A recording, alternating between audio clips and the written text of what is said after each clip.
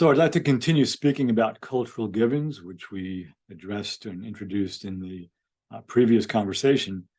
Cultural givens are that which is given to us as children by the culture at large: family of origin, religion if we have it, nation, ethnicity, and even location, geography, and chronology of birth. I was born again in 1954.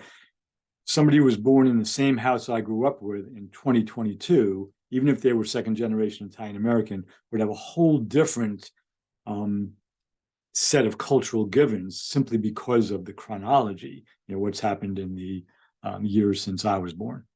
So just a couple of quotes that I think really help me understand this.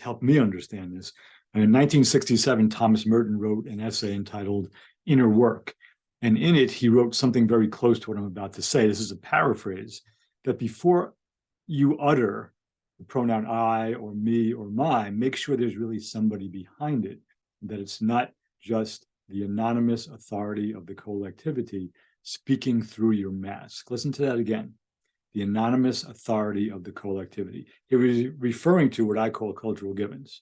40 years later, with the benefit of research on adult development, which hadn't occurred yet when Merton wrote what he wrote, Ken Wilber wrote in a book entitled Integral Spirituality that you can hear someone speaking from the modern strategic achiever worldview, and it is as though this person is a mouthpiece for this vast intersubjective network. Right? The strategic modern worldview is speaking through this person, and he or she doesn't even know what's happening. So the power of culture, that within which we swim, we breathe, we eat, we drink, is incredible. And it's up to each of us in conversation, if you read this book, if you read any book, to be aware of your own cultural givens and the extent to which you have challenged them and interrogated them to see if they hold up. And as importantly, to understand that the cultural givens of the founding fathers of the United States, the cultural givens at any given time or period in the history of the United States, any with 1776, 1865, 1950, 2001, 2022, the givens change.